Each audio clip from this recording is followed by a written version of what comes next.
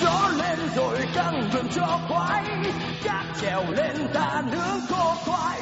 Gió lên rồi căng vườn theo gió, kéo trải cho tôm cá vô khoai.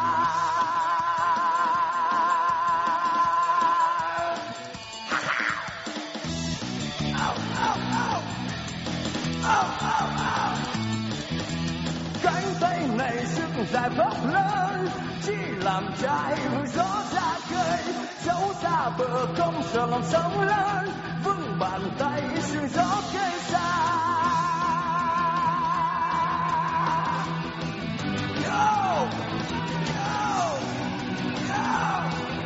Yo! Yo! Yo! Ow! Ow! Ow! Come on!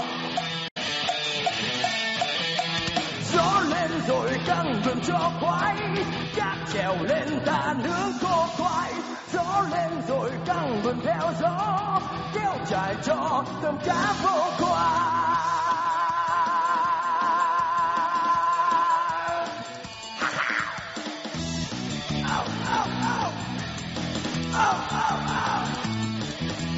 Cánh tay này sức dài bốc lớn, chỉ làm trai vui gió ra khơi. Dẫu xa bờ không sợ lòng sóng lớn, vững bàn tay sương gió cây xa. Yo! Yo! Yo! Yo! Yo! Yo! Ow! Ow! Ow! Come on! Gió lên rồi căng vườn cho khoái, cát trèo lên ta nướng khô khoai. Gió lên rồi căng vườn theo gió, kéo trải cho tôm cá vô khoai.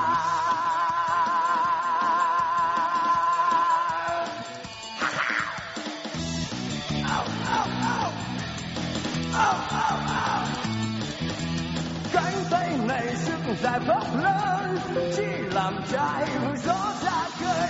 Dẫu xa bờ không sợ lòng sóng lớn, vững bàn tay sương gió cây xa. Yo! Yo! Yo! Yo! Yo! Yo! Ow! Ow! Ow! Come on! Gió lên rồi căng vườn cho khoái, cát trèo lên ta nướng khô khoai. Gió lên rồi căng vườn theo gió, kéo trải cho tôm cá vô khoai.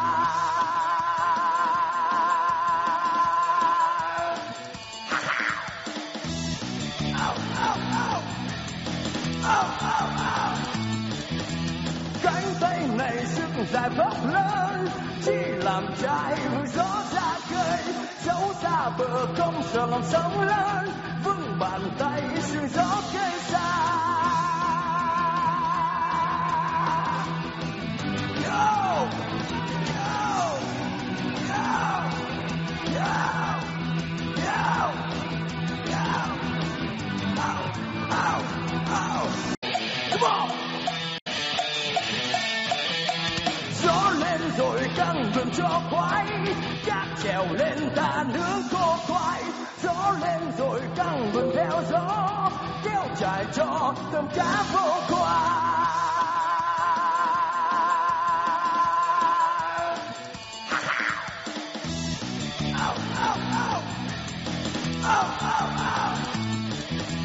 Cánh tay này sức dài bốc lớn, chỉ làm trai vui gió ra khơi. Dẫu xa bờ không sợ lòng sóng lớn, vững bàn tay sương gió cây xa.